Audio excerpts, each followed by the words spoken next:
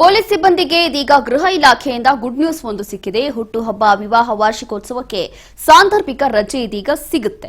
ಅದರಲ್ಲೂ ಕೂಡ doctor MA Salim ಅವರಿಂದ ಈ ಒಂದು ಪೊಲೀಸ್ ಸಿಬ್ಬಂದಿಗೆ ಗುಡ್ ನ್ಯೂಸ್ ಸಿಕ್ಕಿರುವಂಥದ್ದು. ಒತ್ತಡದ ಕೆಲಸ, ವೈಯಕ್ತಿಕ ಜೀವನ ಸಮತೋಲನ ರಜೆ ಸಹಾಯಕ ಆಗಲಿದೆ. ಹೀಗಾಗಿ ಸಾಂದರ್ಭಿಕ ರಜೆ ನೀಡುವಂತೆ ಆದೇಶ ಮಾಡಿದ್ದಾರೆ ಡಿಜಿ ಸಲೀಂ ಅವರು.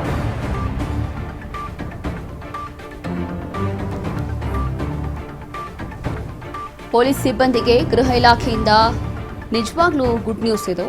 ಹುಟ್ಟುಹಬ್ಬ ಇರ್ಬೋದು ಅಥವಾ ವಿವಾಹ ವಾರ್ಷಿಕೋತ್ಸವ ಇರ್ಬೋದು, ಇದಕ್ಕೆ ಸಾಂದರ್ಭಿಕ ರಜೆ ಇನ್ಮೇಲೆ ಸಿಗಲಿದೆ. ಪೊಲೀಸ್ ಸಿಬ್ಬಂದಿಗೆ ಗುಡ್ ನ್ಯೂಸ್ ಅನ್ನ ಕೊಟ್ಟಿದೆ ಇದೀಗ ಗೃಹ ಇಲಾಖೆ.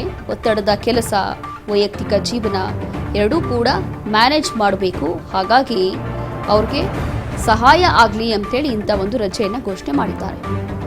ಸಾಂದರ್ಭಿಕ ರಜೆ ನೀಡುವಂತೆ ಆದೇಶವನ್ನ ಮಾಡಿದ್ದಾರೆ ಡಿಜಿ ಸಲೀಂ.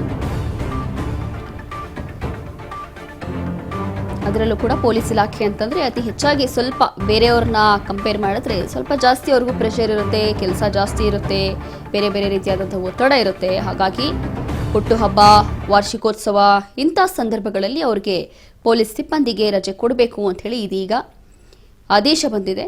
ಡಿಜಿ ಸಲೀಂ ಅವರು ಆದೇಶವನ್ನು ಕೊಟ್ಟಿರುವಂಥದ್ದು ಗೃಹ ಇಲಾಖೆಯಿಂದ ಪೊಲೀಸ್ ಸಿಬ್ಬಂದಿಗೆ ಒಂದು ಒಳ್ಳೆಯ ಗುಡ್ ನ್ಯೂಸ್ ಇದು.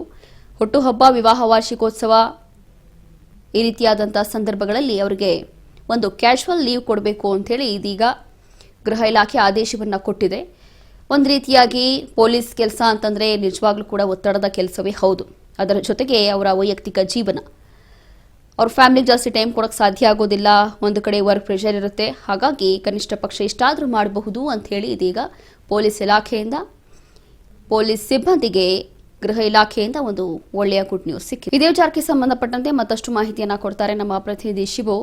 ಒಂದು ರೀತಿಯಾಗಿ ಇದು ಪೊಲೀಸ್ ಸಿಬ್ಬಂದಿಗೆ ಗುಡ್ ನ್ಯೂಸ್ ಅಂತಾನೆ ಹೇಳ್ಬೋದು. ಕಾರಣ ಏನು ಅಂತಂದ್ರೆ ಪೊಲೀಸ್ ಕೆಲಸ ಅಂತಂದ್ರೆ ಸ್ವಲ್ಪ ಜವಾಬ್ದಾರಿ ಜಾಸ್ತಿ ಇರುತ್ತೆ, ಪ್ರೆಷರ್ ಇರುತ್ತೆ, ಒತ್ತಡ ಇರುತ್ತೆ. ಹಾಗಾಗಿ ಒಂದು ರೀತಿಯಾಗಿ ನಿಜವಾಗ್ಲೂ ಕೂಡ ಗುಡ್ ನ್ಯೂಸ್ ಅಂತಾನೆ ಹೇಳ್ಬೋದು. ಹಾಗಾಗಿ ಸದ್ಯಕ್ಕೆ ಏನಿದೆ ಹೆಚ್ಚಿನ ಮಾಹಿತಿ ಈ ಒಂದು ವಿಚಾರಕ್ಕೆ ಸಂಬಂಧಪಟ್ಟಂತೆ?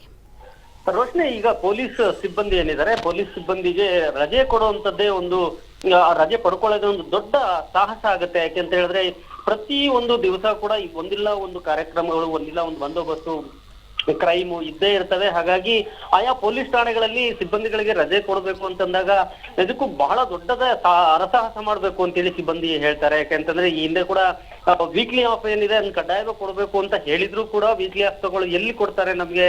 ಪ್ರತಿಯೊಂದು ದಿನಾನು ಮೆನ್ ಶಾರ್ಟೇಜ್ ಇದೆ, ಆ ಬಂದೋಬಸ್ತ್ ಇದೆ, ಈ ಕ್ರೈಮ್ ಇದೆ, ಈ ರಿಕವರಿ ಇದೆ ಅಂತ ಈ ರೀತಿಯಾಗಿ ಹೇಳ್ತಾ ಹೋಗ್ತಿರ್ತಾರೆ ಅನ್ನುವಂಥದ್ದು ಸಿಬ್ಬಂದಿಯ ಒಂದು ಅಳಲಾಗಿತ್ತು. ಈಗ ಮತ್ತೊಂದು ಹೊಸ ಒಂದು ಸುದ್ದಿ ಬಂದಿರೋದ್ರೆ ಡಿಜಿ ಆಫೀಸ್ ಇಂದ ಒಂದು ರೀತಿಯಲ್ಲಿ ಸಿಹಿ ಸುದ್ದಿ ಕೊಟ್ಟಿದ್ದಾರೆ. ಅವರ ಬರ್ಡೇಗಳನ್ನ ಹುಟ್ಟುಹಬ್ಬಗಳನ್ನ ಆಚರಣೆ ಮಾಡ್ಕೊಳ್ಬೇಕಾದ ಸಂದರ್ಭದಲ್ಲಿ ಮನೆಗಳಲ್ಲಿ ಹೋಗೋದೇ ಇಲ್ಲ ಇವರು.